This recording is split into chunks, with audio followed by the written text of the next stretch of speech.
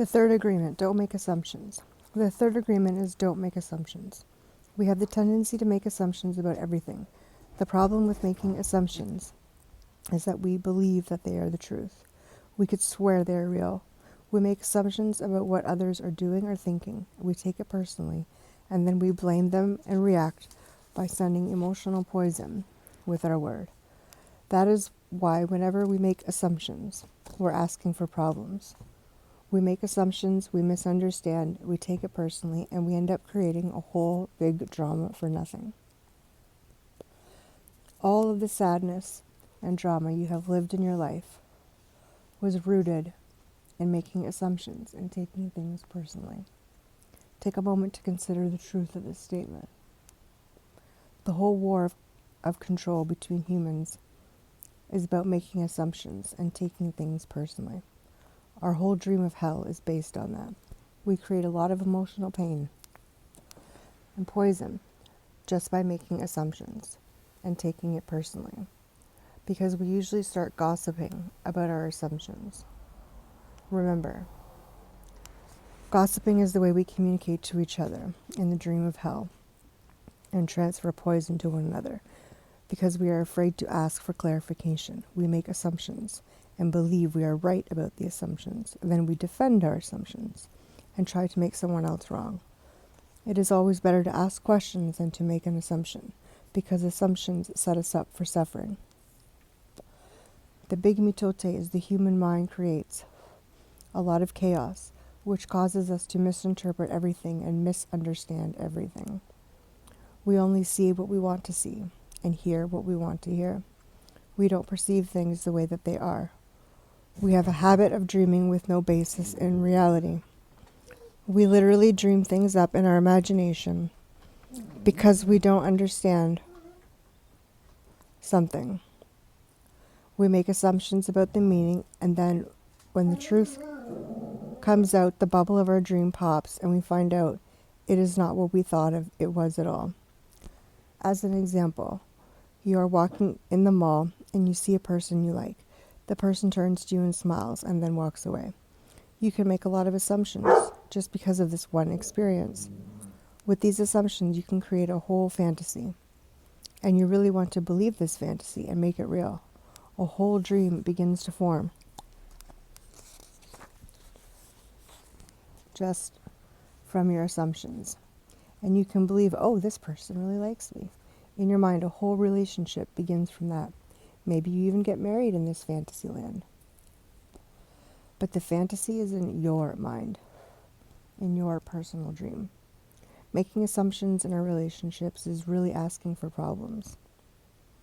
Often we make the assumption that our partner knows what we think and that we don't have to say what we want.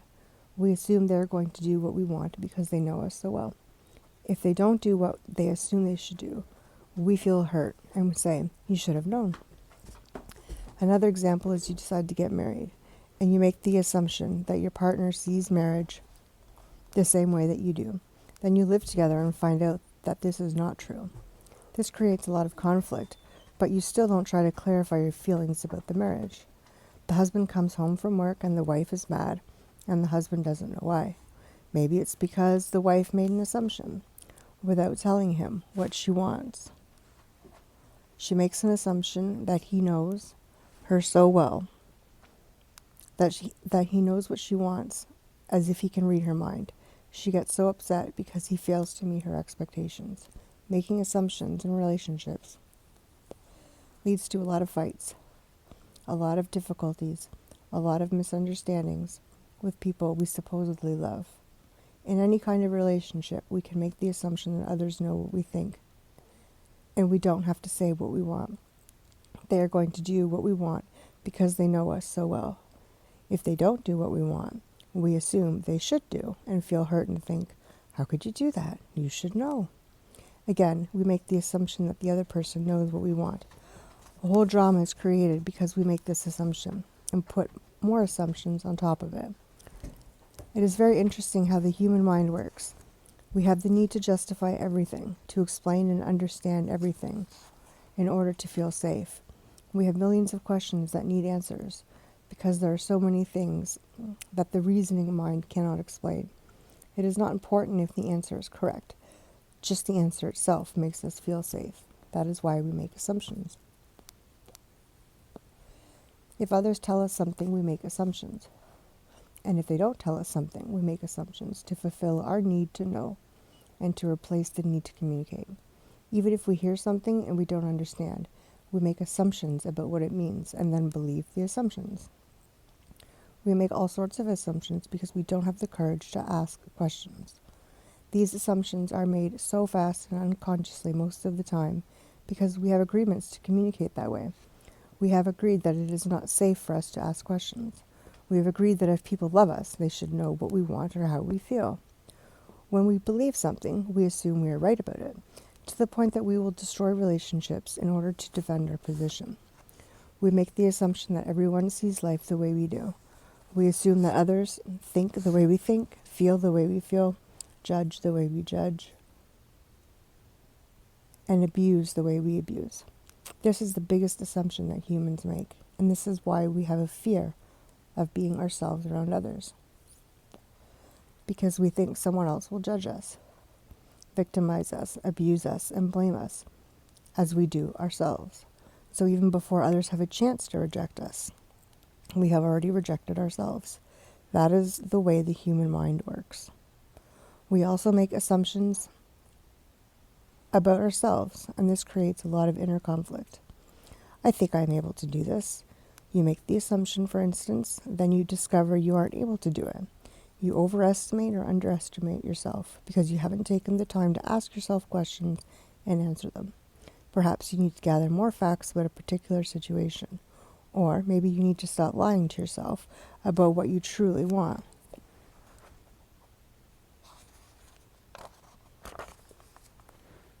Often when you go into a relationship with someone you like, you have to justify why you like that person. You only see what you want to see, and you deny there are things you don't like about that person. You lie to yourself just to make yourself right. Then you make assumptions, and one of the assumptions is, my love will change this person. But this is not true. Your love will not and cannot change anybody. If others change, it is because they want to change, not because you can change them. Then something happens between the two of you and you get hurt. Suddenly you see what you didn't want to see before. Now it is amplified by your emotional poison. Now you have to justify your emotional pain and blame them for your choices. We don't need to justify love. It is there, or it is not there. Real love is accepting other people the way they are, without trying to change them. If we try to change them, this means we really don't like them. Of course, if you decide to live with someone, if you make that agreement, it is always better to make that agreement with someone who is exactly the way you want him or her to be. Find someone whom you don't have to change at all. It is much easier to find someone who is already the way you want him or her to be, instead of trying to change that person.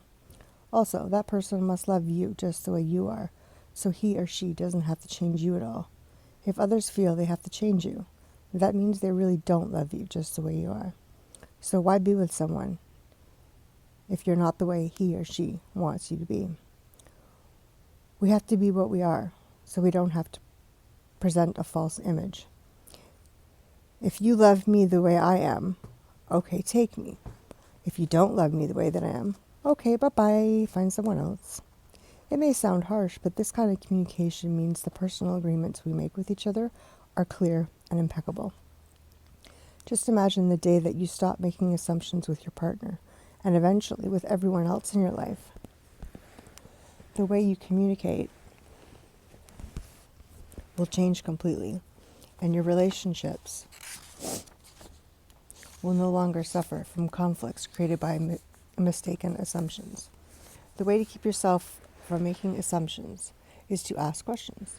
Make sure the communication is clear. If you don't understand, ask. Have the courage to ask questions until you are clear as you can be, and even then, do not assume you know all there is to know about a given situation. Once you hear the answer, you will not have to make assumptions because you will know the truth. Also, find your voice to ask for what you want. Everybody has the right to tell you yes or no. But you always have the right to ask. Likewise, everybody has the right to ask you, and you have the right to say yes or no. If you don't understand something, it is better for you to ask and be clear instead of making assumptions. The day you stop making assumptions, you will communicate clearly and cleanly, free of emotional poison. Without making assumptions, your word becomes impeccable. With clear communication, all of your relationships will change, not only with your partner, but with everyone else. You won't need to make assumptions because everything becomes so clear. This is what I want. This is what you want. If we communicate in this way, our word becomes impeccable. If all humans could communicate in this way, with impeccability of the word, there would be no wars, no violence, no misunderstandings. All human problems would be resolved if we could just have good, clear communication. This, then, is the third agreement. Don't make assumptions. Just saying this sounds easy, but I understand that it is difficult to do. It is difficult because we often do exactly the opposite. We have all these habits and routines that we are not even aware of. Becoming aware of these habits and understanding the importance of this agreement is the first step. By understanding its importance, it is not enough. Information or an idea is merely the seed in your mind. What will really make the difference is action. Taking action over and over again strengthens your will, nurtures the seed, and establishes a solid foundation for the new habit to grow.